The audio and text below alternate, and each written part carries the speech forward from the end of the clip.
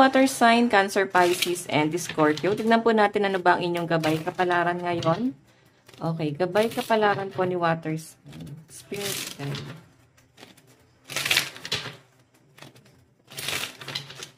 Water sign, Cancer, Pisces, and Scorpio. Oh, yung iba sa inyo guys, stress na po talaga kayo sa work. May pinapakita rin sa akin dito na maaaring ikaw ay nagtatrabaho sa malayo. Iniisip mo siguro guys yung person mo. Pwede kasi guys na magkalayo kayo ng person mo. Okay? And yung iba rito guys, sacrifice po talaga kung bakit kayo guys nagtatrabaho abroad kasi para sa mga anak siguro or sa mga responsibility, no? And may pinapakita rin sa akin guys na maaaring nag-worry din yung iba sa inyo kung kayo ay LDR ng person mo na baka meron na siyang iba kasi lumalabas na rito. Okay? May nakikita rin ako guys siguro sa family parang may nagkakasakit. Okay, so nag-worry na talaga yung iba sa inyo water sign. Trabaho talaga yung iniisip ng iba sa inyo. Baka travel abroad, baka nandun yung trabaho nyo guys. Tapos parang nagkakaroon ng delay. Okay, tignan nyo guys, so nag-overthink ka. Or kahit ibang opportunity na lang sana yung ibigay sa inyo, parang tatanggapin na po ng mga water sign. Sa ngayon kasi guys, sa pinapakita sa akin dito, wala kayong ibang ginawa kundi parang ipagdasal talaga siya or i-manifest na sana ibigay na yung magandang trabaho or magkaroon ka na siguro sana ng schedule. Yung iba naman dito guys, siguro gusto na guys mag for good dito sa Pilipinas or baka sa ibang bansa. Kung saan ka guys mag-go for good, no? Iniisip nyo lang talaga guys yung mga responsibilidad nyo or pwede yung mga bayarin nyo monthly. Okay, so tingnan natin guys. Additional message.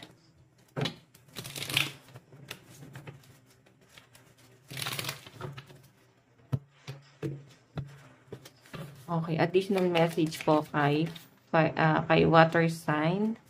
Water sign.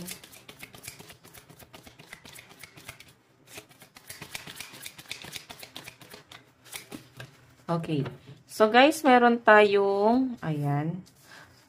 Knight of Cups in reverse tapos the Devil.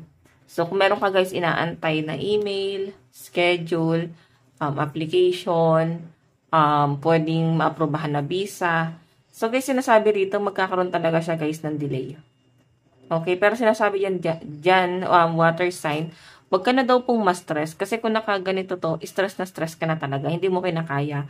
Pero siguro kasi, meron naman kayo guys ibang source of income or merong ibang nagpapagaan ng loob nyo. Kaya parang hindi nyo na guys masyadong iniisip pa yung pressure. Okay? So, tignan natin guys. Meron tayong Knight of Wands. So, alam nyo guys, may ibang opportunity na paparating sa inyo. Okay? Maring sa mga susunod na mga araw, may opportunity na paparating sa inyo. Okay. So, travel din siya guys. Maring mag-a-apply ka ba sa ibang company? Or pwedeng magka-cross country ka?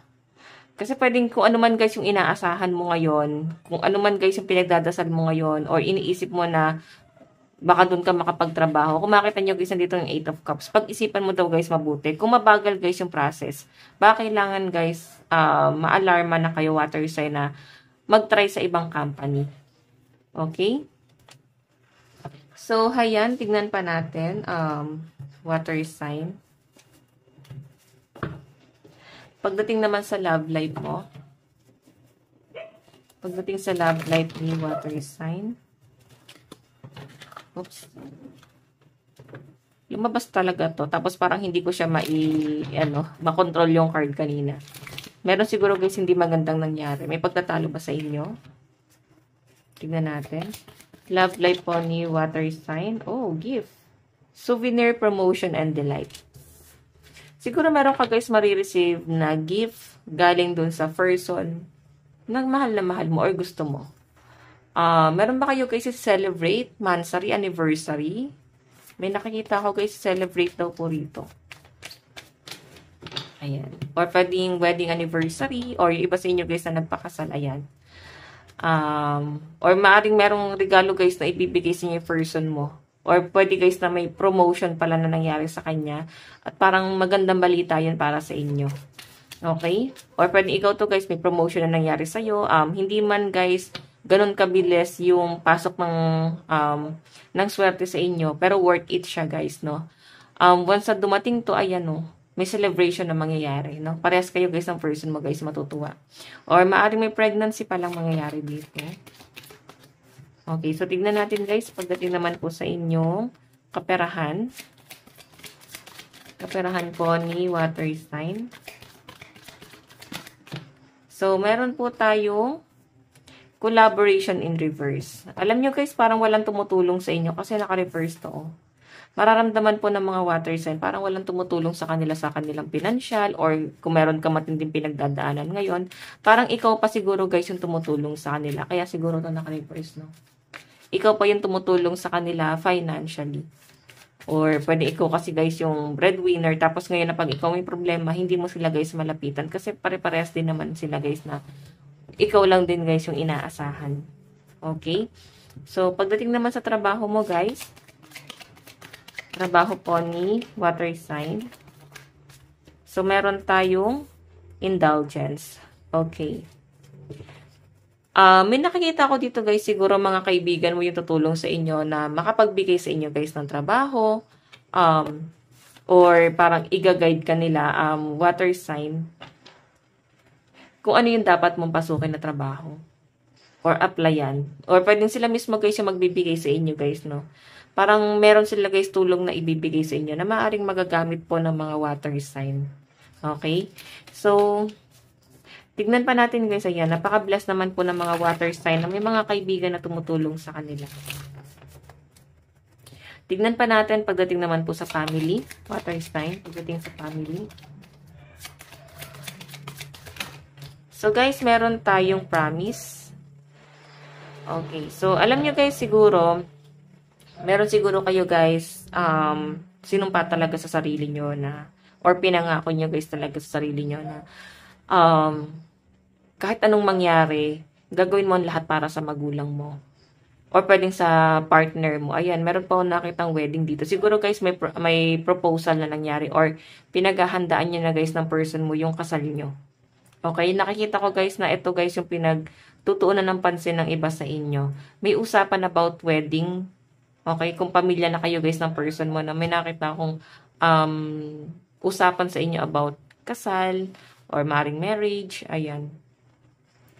Responsible naman to, guys, no, itong person mo. Napaka-responsible and napaka-maalaga sa pinapakita sa akin. Okay, so, guys, ang lucky number mo is 36 and 45. 47 and 28. Ay, huwag na nga natin, guys, i-reverse kasi mahirap tignan, no? Okay, so tignan pa natin. Ang layo ng card. Pagdating sa inyong love life, love advice, meron po tayong you deserve love. Ayan. Actually, guys, pure naman daw po kayo magmahal. So, ngayon, guys, parang sinasabi rito, napiliin mo muna yung sarili mo. And focus ka muna sa goal mo. Okay? Lalo na sa mga single. Meron po tayong children. And kung may mga anak ka, guys, siguro ito yung pagtuunan mo ng pansin ngayon.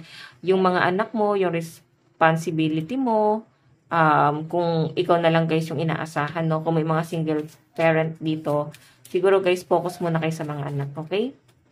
So, yung iba naman dito, guys, may nakikita ko reconciliation. Maring nasa healing na po ang mga water sign. Nag-heal ka. Okay. Tignan natin ang inyong advice. Advice po ni water sign.